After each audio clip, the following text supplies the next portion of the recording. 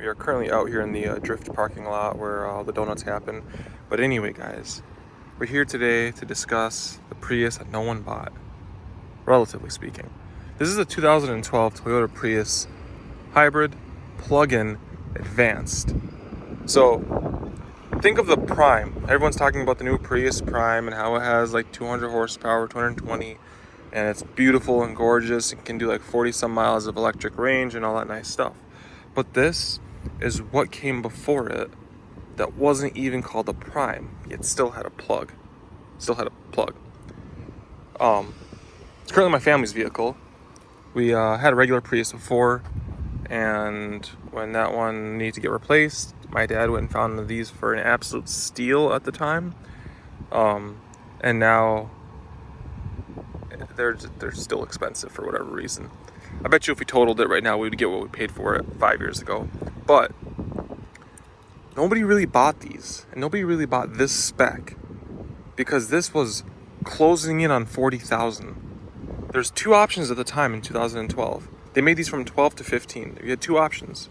You had the regular base model and you had the advanced model. This is the advanced model. Going up to the advanced model just gave you some creature comforts, and in exchange you paid like $8,000 more, but the bare bones of the car was still the same. You have your normal 1.8 liter Prius engine,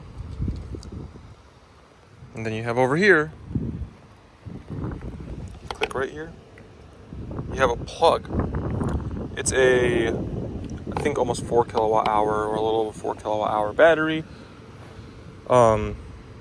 Don't mind that damage that just happened. We're gonna get that fixed. But almost a 4 kilowatt hour battery, if not a little bit over.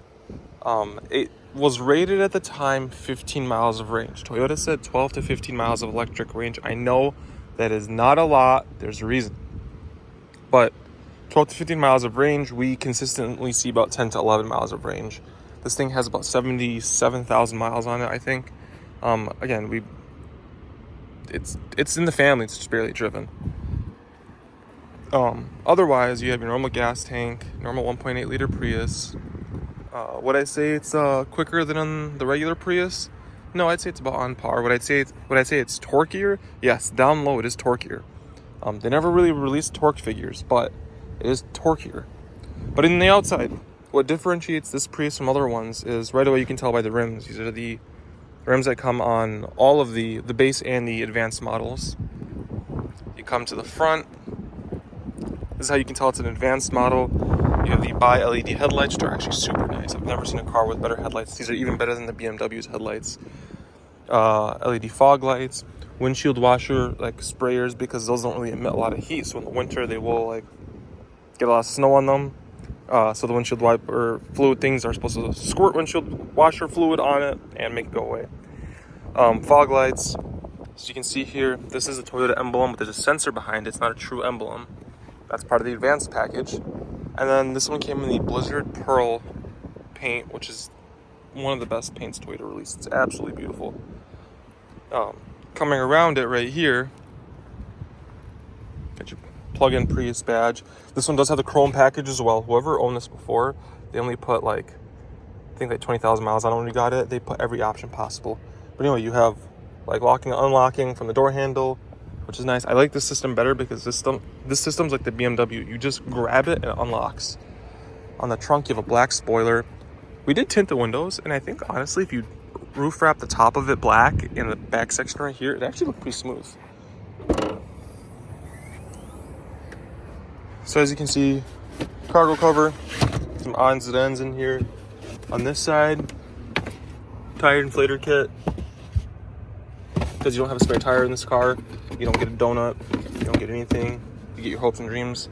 This side is just a little storage well. You also have your normal 12-volt battery back here. Now the difference in this Prius is back here you only get this amount of storage, which is my dad has a plug kit and a jack and slime and some nice stuff in there. And if you pull this back farther, that's the big battery. That's the 4.4 kilowatt hour battery. This battery was replaced at 20,000 miles. I would say honestly like a few months after we got it. battery just like popped one day when you were driving. Not the battery, it just sounded like there's a pop from the rear end, and the car sat by the dealership for a couple months until Toyota like figured it out. And what happened was they said some fuse exploded in the car, and because I guess they replaced the battery and then it exploded again on the dealership, or in the dealership, whatever it was. But the battery got replaced twice while in the dealership area. So that battery has about 50,000 miles on it. Then Toyota finally said, "Oh, we know what's wrong," and then like 5 years later, they released a little thing in the mail saying that there's a recall on it. This is the back seats. Advanced package gave you a better sound system, tweeters, speakers, and it gave you this leather seats. Now the nice thing, we'll go over to this side.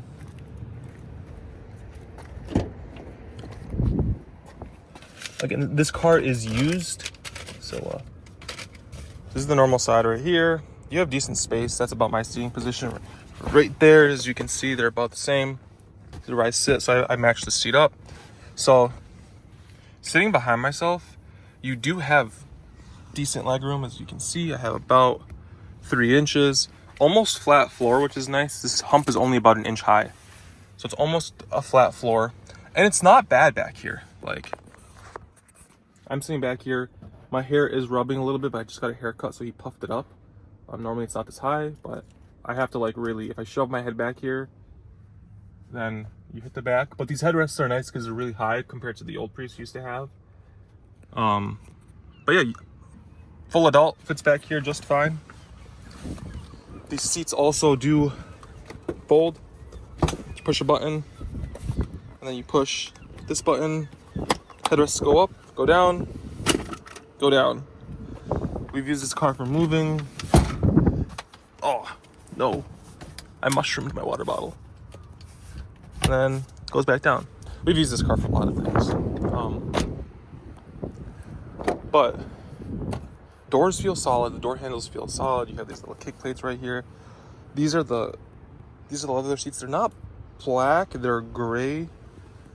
And I think they're two-tone, honestly. I can't really tell. Like, it looks like the bottom's the same, but it looks like the top, like this is a little bit lighter than this and this. But our manual seats, dual glove compartment, plug-in hybrid badge right there, an array of airbags everywhere, which is super nice. But otherwise, like, I was cleaning the car, that's why there's stuff all over it. It's a comfy car. One note is, so this has the JBL Green Edge nicer system. There's like 9 or 11 speakers in or something. There's some other kind of sound system, and genuinely it is a good sound system. I really like it. The problem is, and Toyota made it that way because it like takes like less energy or something. The problem is the amp is, disregard the water bottle and trash, but the amp is down there, right? So at some point during ownership, the amp got wet. What I think happened is I think the amp got wet. And now, if you kick the volume past half, it goes up to 64, whatever that means. But if you kick the volume past 32, the head unit kills the audio completely. You have to pull over, restart the car, and while it's booting up, grab the volume knob and turn the volume knob very quickly to cut the power out before it starts playing. Because once it starts playing at 34 volume, it's going to kill the system again. So you got to be very careful. But here under the hood, if I can finger it, there we go. You have your normal Prius engine right here, coolant, whatever, kind of dirty. I'm not really one person to clean the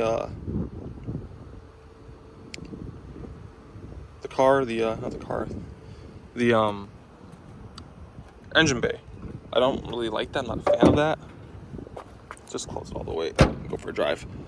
But otherwise, again, nice car, nicely bolstered seats. The seats are surprising. Seats have held up well. Yes, the car only has 70,000 miles, but there's no cracking or anything on the seats. The bolsters are still full, as you can see on that side. They haven't flattened or anything like that, and it's still held up very well. This vegan leather is pretty okay. The only point where it looks a little weird is right over here, as you can see. And we'll go into that. So, we're inside the Prius right now. Right? Nice cockpit, almost flat bottom steering wheel. It's leather. When I drive, my hands is normally right here. I love it. Door panels, hard plastic up here. It's grained. It feels weird. I don't like it. Here, it looks like it's soft touch. It is like a leather, but under the leather is plastic. It's hard. Like, this is hard. They literally put leather, pleather, whatever it is, over plastic. It hurts. But all auto windows, which is super nice, and they're actually like soft close. Like they come up, and as they get to the top, they slow down a little bit before they like close. You can automatically spray the windshield fluid on the headlights.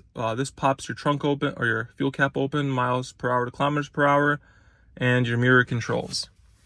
Otherwise, you got your normal Prius dashboard up there.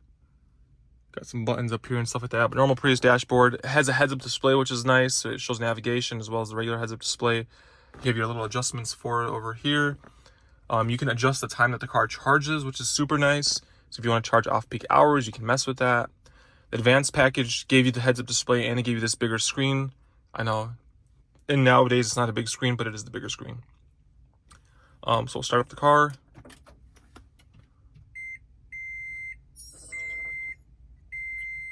Toyota beeps and gongs and stuff. Phone pairing successful. So you got AM, FM, satellite, USB, HD radio, all that stuff, Bluetooth. You have maps. Toyota, typical Toyota maps. You have climate control, single zone, auto climate control with this cool filter option. So if you like push it, I guess it runs the air through the filter again, in case you pull up behind like a stinky car or like pollutants are bothering you. But this whole dashboard is all plastic. This is all plastic. This is all plastic. This is all hard plastic. It leaves a bunch of marks and scratches. This is plastic. Cup holder right here. Second cup holder right here. You have this is a little bit more padded, but it's still kind of hard. But it is a little bit more padded. I'll give them that. Center console, it's kind of small compared to the regular Priuses. You do have USB ports in there, or a USB port, and then a, what's it called? 12 volt, and they actually give you a little nice section to run the cable through, which I like. Down here, which is actually pretty cool, is Toyota shoves these little like fabric foreskins in there, so that like if your phone does fall down there, it won't get lost forever. Storage down here, a lot of people don't like this design, honestly. They think it feels weird. I like it because it feels like you're kind of intertwined in this cockpit right here, and it's just you in here, and it kind of like sways towards you. Storage down there, 12 volt power outlet, and you have dual stage heated seats, front passenger and driver. Again, that is with the advanced package. Advanced package also gave you HomeLink, and it also gave you for 2012 advanced or adaptive cruise control, which is super nice. First car in my family to have it. We loved it. I wish the BMW had it, but it doesn't. But you don't get blind spot. You don't get lane departure warning. In the like non-American markets, you got another button right here, which is the lane keep assist, which is where it like swiveled and did stuff for you. This car doesn't get it. And then there's another option right here. I don't know what that was for, but you get another option back here where there's a button back here. I want to say it like parked itself because I think it did at the time, but I'm not 100% sure. Normal Prius joystick. And yeah, normal Prius things. If we go up here, this is what makes the plug-in a little bit different. So you have the screen up here. I hope you guys can see that. So currently we're at 3.4 miles of electric range left. Again, I told you guys it only gets 10 to 11. Oh, hold on. These steering wheel buttons are like pressure sensitive, so you don't have to you can touch them lightly and they pop up on this screen. And I'm touching it, but I'm not actually raising the volume. I'm not changing the channel. I'm just like hovering over it. So when you're driving, you don't have to look down at the wheel. You can actually just see what you're about to touch. And you also get temperature controls on the steering wheel, which is the best thing ever. But back to this. Okay, let's go over here. So the car currently has 77,000 miles on it, 88 miles on the trip, 345 miles of range. Here's the screen that shows you what you're doing. So like there's this is the electric zone. If you pass the electric zone and go into the power zone or the EV zone, it'll kick the engine on. As long as you stay in that big chunky zone in the middle, you'll stay in electric. Here's the 5-minute consumption. Now here's the monthly fuel consumption. As you can see, we barely drive it. In August, we're at 159 miles driven, and we're averaging about 75 miles a gallon. In July, we averaged about 55. In May, we drove 245 miles on this car, and we averaged about like 80 miles a gallon. So it depends. If you consistently charge this car, it'll work perfect.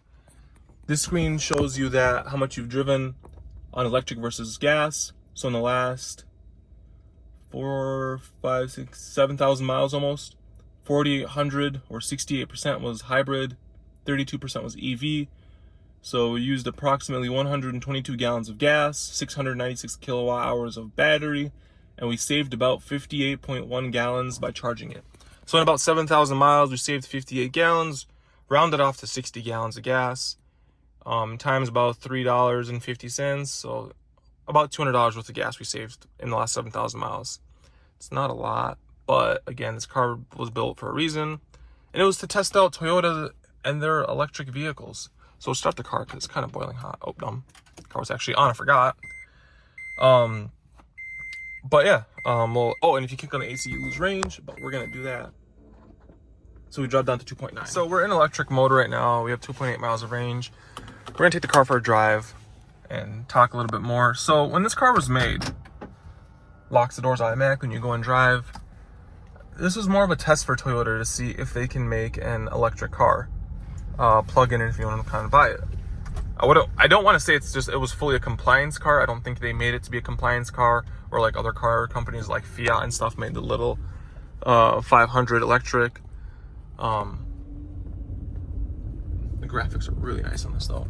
Yeah, so I'm not gonna say Toyota made it as a compliance car, but I will say that when they did make this car, oh my god, when they did make this car, 15 miles of range is not a lot.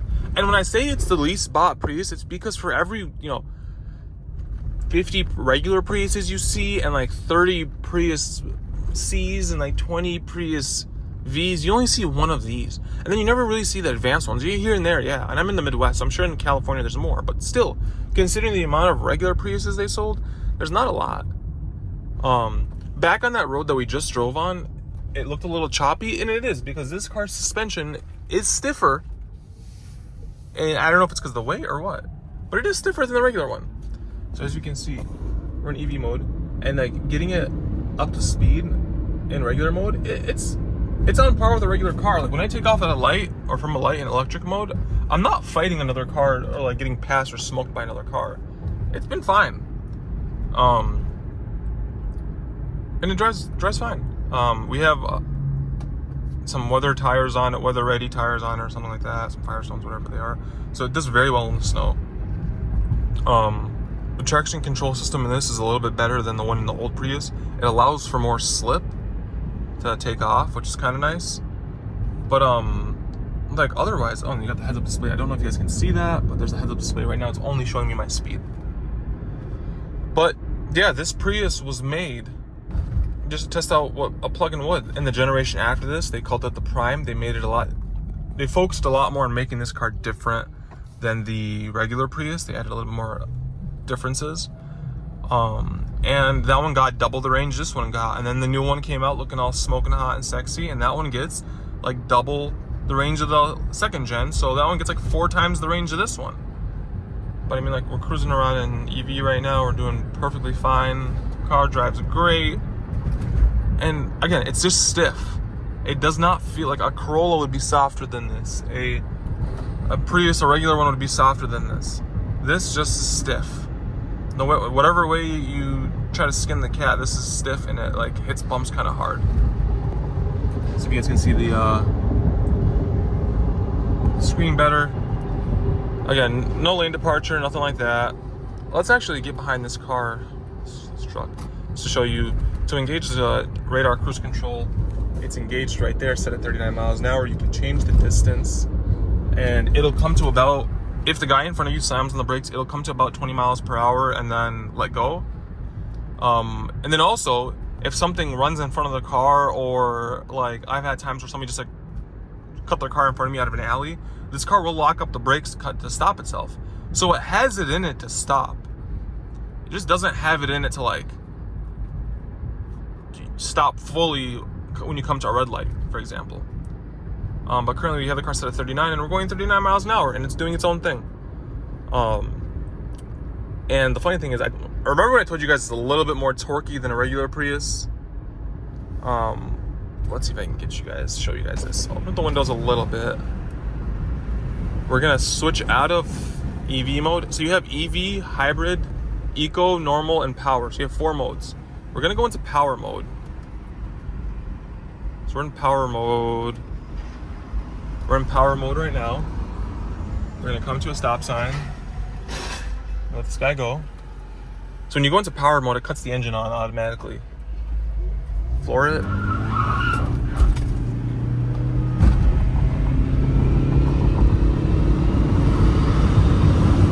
We're kind of going uphill. But in power mode, it will spin the tires in the front a lot. And it spins them it spins the tires like a diesel. Where you initially step on the gas and there's it starts rolling and then just randomly it gets all the torque and it just kicks the front wheels loose. But I mean, you have power when you need it. And then you can go back, so you have power mode. This is regular mode, there's no lights on the dash. And then you have eco and normal. Eco mode recharges the throttle a lot. You have to learn how people are like, oh, it's so slow. Yes, it's Prius. But I don't think eco mode is any slower than a normal person driving a Corolla and taking off, like any car taking off red light. Unless they're like a lead foot, in eco mode, you can keep up with regular traffic just fine. Power mode, you're gonna get the power. Normal mode is in a mix of the middle. But power mode really emphasizes keeping the engine on. And in eco mode, it actually kicks the AC down, like the fan speed and stuff. That guy's been out here since yesterday. I feel bad. He has 2 white doggies. 3 doggies. I feel so bad for him. But yeah, this is our Prius, and I mean, we've had it for a while now. 70,000 miles. Oh, and I did just lose 2 mpg because I drove like an idiot. But currently, in the last 91 miles, we're averaging 77 miles per gallon in this car. So that's not bad. That is not bad at all. Again, flat bottom steering wheel. You see how I drive with my hand over here like this? I think this is, if you're gonna buy a Prius of this generation and you can find this one, I think this one is better than the regular Prius. And I think that right now the difference in price between a regular Prius and one of these is not a lot. So I think if you can find one of these instead of a regular Prius, of the same generation, I mean, grab it. I mean, getting the advanced model gave you so many extras, like the adaptive cruise, so many extras. So you won't even let me set the automatic cruise control at slow speeds. But you got so many extras with this car by just going and getting this package or this system. And it's been good so far. We haven't had it for 70,000 miles. I don't think we're gonna keep it, for another 5 years. I think that at some point we're gonna get rid of it and get a different car. But I mean, it's treated us well. We've never touched brakes. We've done normal oil changes, but we've never touched brakes. We've never touched suspension. We've never touched anything other than oil changes and gas in this car. It's given us no problems. But as you can see on roads like this, it is stiff. It is so stiff.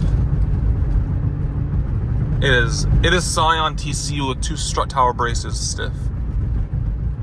You feel, these aren't even real bumps. These are all little tar snakes.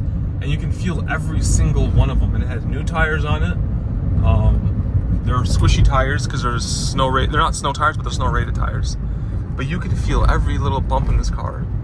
And it just jolts the entire car. That's the only problem I have with this car. Other than the price when it was new, because who the hell would pay $40,000 for this? My dad didn't even pay half of that, and he got it with 20,000 miles, and it was only 2 years old at the time. And he got it for half of what it was being sold for, new. But if you guys have any questions, let me know. I just thought I'd kick this video out because all the new Prius came out, and everyone's talking about, oh, the new Prius and all the new plug-in Prius and blah, blah, blah. It's a beautiful car. I can't wait to get my sticky little fingers on the one. But yeah, if you guys have any questions, let me know in the comments. I'm trying to post more videos and get more content out there. I'm working on getting more review cars. The BMW is being a little sus right now, so I gotta go figure that out. Headlights malfunctioning. If it's not one thing, it's another with that car. Scion's currently in the shop getting new CV axles and wheel bearings, and yeah, a little bit of love on each of the cars. So thanks for watching, guys.